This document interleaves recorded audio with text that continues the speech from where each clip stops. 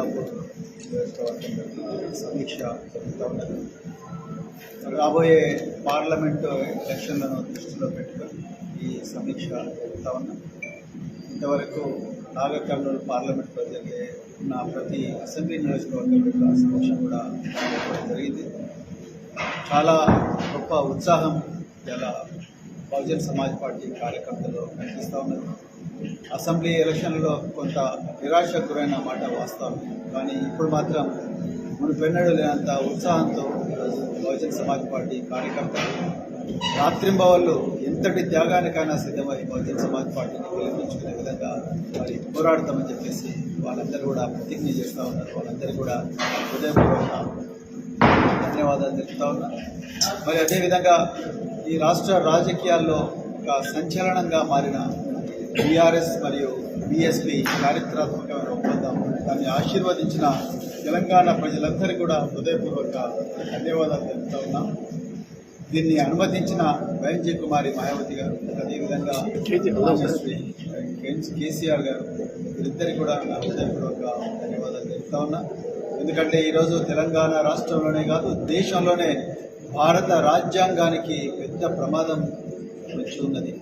మరి ఈ బీజేపీ, కేంద్రంలో ఉండే బీజేపీ, మరి రాష్ట్రంలో ఉండే కాంగ్రెస్ పార్టీ, ఇవి రెండు కూడా మిలాఖత్ ఒక రహస్య ఒప్పందం కుదుర్చుకొని ఈరోజు భారత రాజ్యాంగాన్ని రద్దు చేయాలని ప్రయత్నం చేస్తూ ఉన్నారు.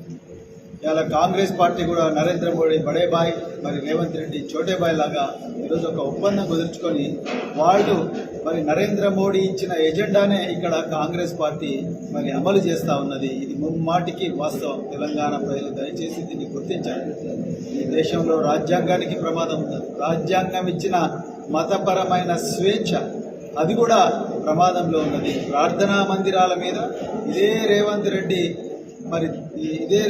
ఇదే కాంగ్రెస్ ప్రభుత్వం ఈ రాజధాని ఎత్తుందో ఆ రాజధానికి కూతవేటు దూరంలో ఉండే జనవాడలో దాడి జరిగింది. విద్యార్థుల జీవితాలు నాశనం అవుతుంది. ఇప్పటివరకు 5 మంది విద్యార్థులు ఆత్మహత్య చేసుకొని చనిపోయింది 30 రోజుల్లో. అంటే చదువు మీద ఏమాత్రం మరి శ్రద్ధ లేదు ప్రభుత్వానికి. అదేవిధంగా మరి ఈ దేశం లౌకికత్వం మీద దాడి జరుగుతూ ఉంది. ఈ దేశ రైతుల మీద దాడి జరుగుతూ ఉన్నది. దీని మీద ఎవ్వరు కూడా మాట్లాడారు. వీళ్ళందరి మీద దాడి జరుగుతుంది. బీసీ జనాభా గణన అన్నారు. బీసీ జనాభా గణన కేవలం కాగితాలకే పరిమితమైంది తెలంగాణ రాష్ట్రంలో. మరి దేశంలో అయితే నరేంద్ర మోడీ గారు ఓపెన్గా చెప్తా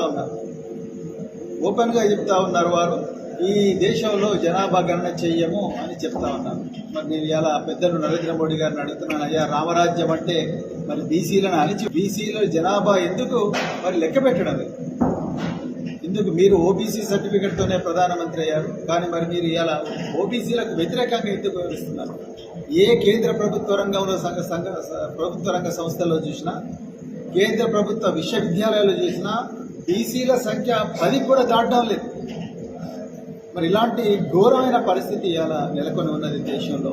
మరి ఏ ముఖం పెట్టుకొని ఇలా బీజేపీ ఇలా ఓట్లు అడగడానికి తెలంగాణకు వస్తూ ఉన్నారు. మరి అదే బీజేపీతోని ఓపెన్గా దోస్తీ చేస్తున్న కాంగ్రెస్ పార్టీ మరి ఏ మొహం పెట్టుకొని వీళ్ళు ఇలా తెలంగాణ ప్రయోజనాలను కాపాడుతారు. ఒకవైపు కృష్ణా నది జలాల మీద మనం హక్కులు కోల్పోతూ ఉన్నాం, మరోవైపు మరి కేంద్రంలో ఉన్న బీజేపీ మన రాష్ట్రాలను కాలరాయడానికి ఒక భారీ కుట్ర మరి చేస్తూ ఉన్నది. ఇవన్నింటినీ అడ్డుకోవడం కోసం, తెలంగాణ ప్రయోజనాల కోసం, తెలంగాణలో ఉండే బహుజనుల రక్షణ కోసం, వాళ్ళ భద్రత కోసం, వాళ్ళ బిడ్డల భవిష్యత్తు కోసం ఈరోజు బహుజన్ సమాజ్ పార్టీ భారత రాష్ట్ర సమితి మరి అలా పొత్తు ఉండాలని, అంటే ఒక కూటమిగా ఏర్పడాలని నిర్ణయించుకున్నాయి.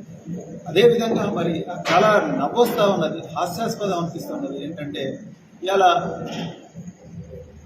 ఒకప్పుడు కాంగ్రెస్ పార్టీ బీఆర్ఎస్తో పొత్తు పెట్టుకున్నది, టీడీపీ కాంగ్రెస్తో పొత్తు పెట్టుకున్నది. ఏ కాంగ్రెస్ వల్లైతే తెలుగువాడి ఆత్మగౌరవం దెబ్బతిన్నదని 1983లో మరి చంద్రబాబు మన ఎన్టీ రామారావు గారు మరి తెలుగువాడి ఆత్మగౌరవం అని చెప్పేసి తెలుగుదేశం పార్టీని ఏర్పాటు చేశారో, ఆ తెలుగుదేశం పార్టీతోని కాంగ్రెస్ పార్టీ పొత్తులు పెట్టుకున్నాయి. బీఆర్ఎస్ పార్టీ కమ్యూనిస్టులతో పెట్టుకున్నది, కాంగ్రెస్ పార్టీ కూడా ఒకప్పుడు కమ్యూనిస్టులతో పెట్టుకున్నది. అట్లా రకరకాల పార్టీలు, రకరకాల బీజేపీ జనసేనతో పొత్తు పెట్టుకున్నది. సో రకరకాల పార్టీలు వాళ్ళ రాజకీయ వ్యూహంలో భాగంగా పొత్తులు పెట్టుకుంటారు. ఇలా ఒక బహుజన్ సమాజ్ పార్టీ, భారత రాష్ట్ర సమితి రెండు కూడా ఒక లక్ష్యం కోసం, ఒక ప్రయోజనం కోసం, పార్లమెంట్ ఎలక్షన్ల కోసం పొత్తు పెట్టుకుంటే అప్పుడే ఇది ఒక అపవిత్రమైన కలయికగా ఎట్లా చూస్తున్నారు? దీని వెనుక స్వార్థమైన రాజకీయ ప్రయోజనాలు ఇమిడి ఉన్నాయి, దాగి ఉన్నాయి. దీని వెనుక ఒక రహస్య ఎజెండా ఉన్నది. తెలంగాణనంతా కూడా బీజేపీకి దారాదత్తం చేయాలనే ఒక బృహత్తరమైన ప్లాన్తోనే ఇవాళ కాంగ్రెస్ పార్టీ రేవంత్ రెడ్డి, అదేవిధంగా మరి బీజేపీ నరేంద్ర మోడీ వీళ్ళిద్దరు కలిసికట్టుగా పనిచేస్తున్నారు. బయటనేమో కయ్యం, లోపలనేమో నెయ్యం అన్నట్టుగా ఉన్నది. సో ఇదందరూ కూడా తెలంగాణ ప్రజలు గుర్తించాల్సిన అవసరం ఉన్నది. మన ప్రయోజనాల కోసం, మన రక్షణ కోసం, ఈ ప్రాంత అభివృద్ధి కోసం కేవలం మరి ఈ కూటమి మాత్రమే ఈ తెలంగాణ ప్రయోజనం కాపాడగలదు, ఇంకెవరు కూడా కాపాడలేరు అని చెప్పేసి కూడా ఈ సందర్భంగా నేను చెప్తున్నా. అందుకొరకే ఈ ప్రజలందరూ కూడా దీన్ని ఆశీర్వదించాలని చెప్పేసి నేను మరొకసారి కోరుకుంటూ, మరి అదేవిధంగా మరి తెలంగాణలో వాళ్ళ నిజంగా ముఖ్యమంత్రి గారు పరిపాలన మీద ఏమాత్రం దృష్టి సారించడం లేదు. వచ్చి 4 నెలలైంది, ఇంతవరకు గురుకుల అభ్యర్థులకు న్యాయం జరగడం లేదు. 9,200 పోస్టులు రిలీజ్ చేస్తే 3,000 బ్యాక్లాగ్లు వచ్చినాయి నెల రోజుల లోపలనే. నేను ముఖ్యమంత్రి గారికి చేతులు జోడించి చెప్పిన, అయ్యా ముఖ్యమంత్రి గారు, సుప్రీంకోర్టు మార్గదర్శకాలను ఉల్లంఘించకుండా, సర్వీస్ రూల్స్ను మార్చడం అవసరం లేకుండానే డిసెండింగ్ ఆర్డర్లో గురుకుల అభ్యర్థులందరినీ కూడా పోస్టులు భర్తీ చేసి వాళ్ళకి అపాయింట్మెంట్ ఆర్డర్లు ఇస్తే ఒక్క బ్యాక్లాగ్ కూడా రాదు అనే విషయాన్ని నేను మళ్ళీ స్టెప్ వైజ్గా ఎక్స్ప్లెయిన్ చేసి చెప్పిన.